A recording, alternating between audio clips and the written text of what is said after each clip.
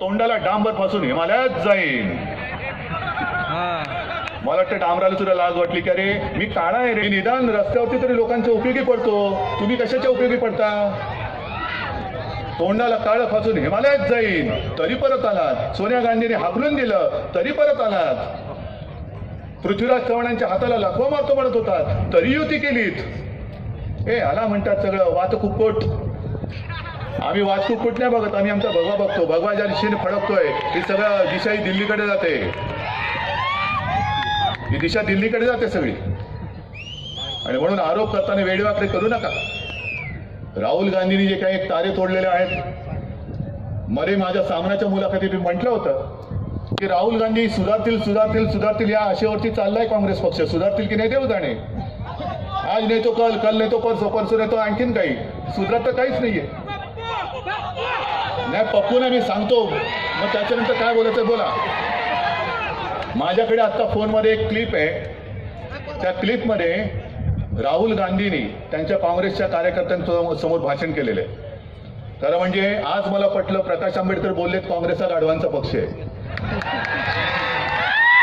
पण राहुल गांधी जे बोललेत तुम्हाला पटते का बघा. तुम्हाला स्वातंत्र्यवीर सावरकर माहित आहेत का रे? कोण होते? वीर. वीर वीर होता तो. वीर होता. मी नेहमी सांगतो की प्रवाहाच्या विरुद्ध पोहतो तो वीर असतो आणि प्रवाहाबरोबर वाहत जातो तो ओंडका असतो. सावरकर वीर होते आणि त्या सावरकरांनी अनेक क्रांतिकारक निर्माण केले. क्रांतिकारकांचं ते प्रेरणास्थान होतं. अनेकांना त्यांनी काय काय प्रेरणा दिली आणि त्याच्यामुळे इंग्रजांनी त्यांना 25-25 वर्षाची 50 वर्षाची काळ्या पाण्याची जन्मठेप सुनावली. अंदमानला तुमच्यापैकी कोण गेले?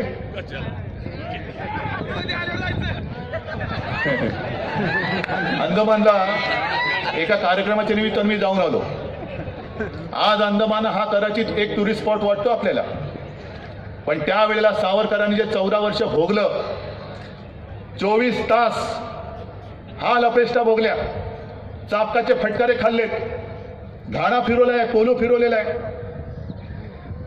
तो दोरखंड वळलेला आहे. त्या सगळ्या त्यांच्या हाल अपेष्टा त्यांनी त्यांच्या पुस्तकात लिहिलेल्या आहेत. आणि त्याचबरोबर त्यांनी एका दर्जाची एका उंचीची साहित्य निर्मिती पण केलेली आहे. संपूर्ण आयुष्य हे त्यांनी आपल्या देशासाठी वाहून टाकलं होतं आणि जवळपास 14 वर्ष त्यांनी जिवंतपणे मरण यातना सोसल्या. आणि त्या अशा माझ्या क्रांतिकारकाबद्दल, वीर सावरकरांबद्दल राहुल गांधी बोलतायत. त्यांनी ते भाषणामध्ये नक्कल केले. बोलता बोलता अचानक त्यांना काय झालं कळत नाही. अरे भैया जरा पेन दो म्हणून पाठच्या गार्डकडनं पेन घेतलंय आणि सावरकरांची नक्कल केली. हाँ बोलो, आप अंग्रेज हो ना, बोलो क्या लिखूं, मैं माफी मांगू, पैर छू, क्या करना है मुझे, आपके खिलाफ कुछ करना नहीं है. आणि त्याच्यानंतर बोलले की ये कायर थे, ये डरपोक थे. माझ्या महाराष्ट्राच्या नव्हे भारत मातेच्या या वीर पुत्राचा असा अपमान करणारा हे नालायक कार्ट तुम्हाला पंतप्रधान पदावरती पाहिजे? काय अवकात आहे तुझी? होय असतील ना, जवाहरलाल नेहरू तुरुंगात असतील, त्यांच्याबद्दल मला आदर आहे. पण मी आज जाहीर आव्हान देतोय, राहुल, जवाहरलाल नेहरू तुरुंगात होते, जरूर होते, पण सावरकरांची कोठडी नसतील तर जाऊन बघ, नाही तर पाठवण्याची सोय करतो. एक दिवस, फक्त एक दिवस, जसे सावरकर तसे राहिले, हातामध्ये बेड्या, पायात बेड्या. त्यांनी जो तसा पोलो फिरवला, चापकाचे फटके खाल्ले, तसे खा आणि मग तुझ्या हातामध्ये पेन देतो, तुला काय लिहिता आलं तर लिहून दाखव. पण नेहरू ज्या तुरुंगात होते त्या तुरुंगाचं सुद्धा आम्हाला दर्शन घडू द्या. कोणत्या तुरुंगात कसे होते, त्यांनी काय हाल अपेष्टा भोगल्या. आणि आज मी जाहीर सांगतोय, मी नेहरूंना देशासाठी जे केलं त्याच्यासाठी कमी लेखत नाही, अजिबात नाही.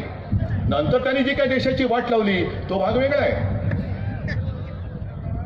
पण देशाच्या स्वातंत्र्यासाठी जर नेहरूंनी माझ्या सावरकरांसारखे हाल अपेष्टा आणि तुरुंगवास भोगला असेल तर मी नेहरूंना वीर जवाहरलाल नेहरू बोलायला तयार आहे. हो रे, मी कधी कोणाची कमी लेखत नाही, कारण ती आमची परंपरा नाहीये, ही आमची अशी अवकात नाहीये, अवलाद नाहीये.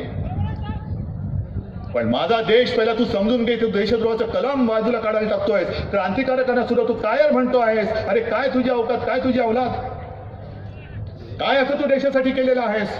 आणि काय म्हणून माझ्या देशप्रेम्यांनी तुला मतदान करून हा माझा सोन्यासारखा देश तुझ्या हातामध्ये द्यायचा.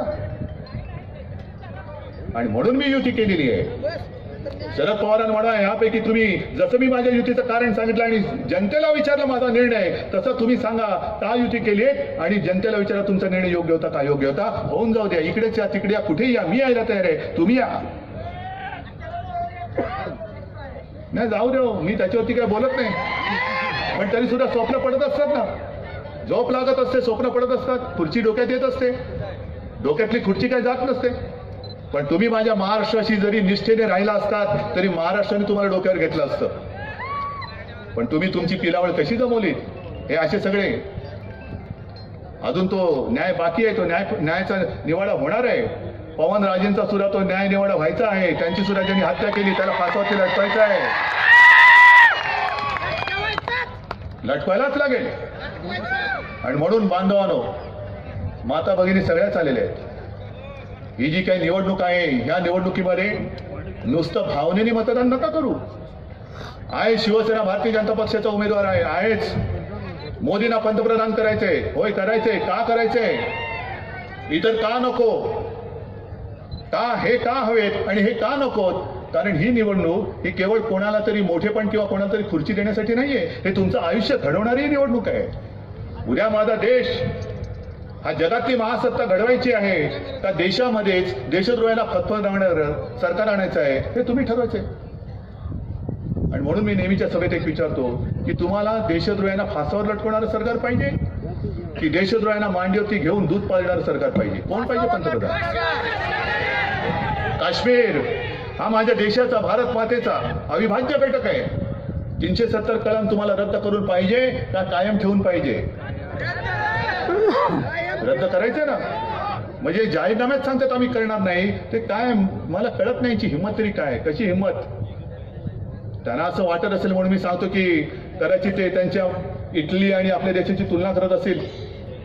पण राहुल, तुला सांगतो की हा माझा शिवरायाला मानणारा महाराष्ट्र आणि माझी भारत माता आहे. इकडे देशप्रेमीच जन्माला येतात, देशद्रोही जन्माला येत नाहीत, अजिबात नाहीत. आणि म्हणून मला खात्री आहे तुम्ही सगळे निर्णय घेऊन आलेले असाल. घेतलाय निर्णय ना. काय मला धाराशिव तर पाहिजेच, सोलापूर पण पाहिजेच नव्हे, मला महाराष्ट्रातल्या 48च्या 48 जागी शिवसेना भाजपाचे खासदार पाहिजे. मग इथल्या विजयाची जबाबदारी तुम्ही घेणार आहात. नाही नुसतं ओ बोलून गप्प नाही बसायचं. ऐका ऐका, मतदानाची टक्केवारी मला वाढवून पाहिजे,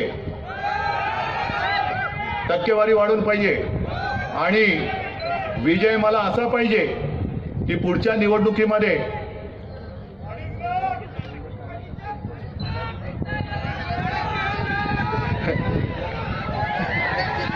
मी एका वाक्यात सांगतो, विजय मला असा पाहिजे की काँग्रेस राष्ट्रवादीची जी इतरत्र हालत झाली की त्यांच्याकडे उभं राहायला कोण उमेदवार मिळत नाही, तसं पुढच्या वेळेला इकडे आपल्या युतीच्या विरुद्ध उभं राहण्याची हिंमत कोण करणार नाही, असा मला विजय पाहिजे. देणार आहात.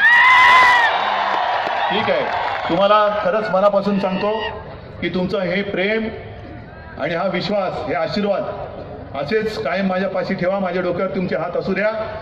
आणि मी शपथ तर घेतलेलीच आहे की ही सगळी तुमच्या आशीर्वादाची ताकद आहे, ती मी शेवटच्या श्वासापर्यंत, शेवटच्या क्षणापर्यंत माझ्या गोर गरीब आणि शेतकऱ्याच्या पाठीशी उभी केल्याशिवाय राहणार नाही. एवढंच एक वचन आणि शपथ घेतो. जय हिंद, जय महाराष्ट्र.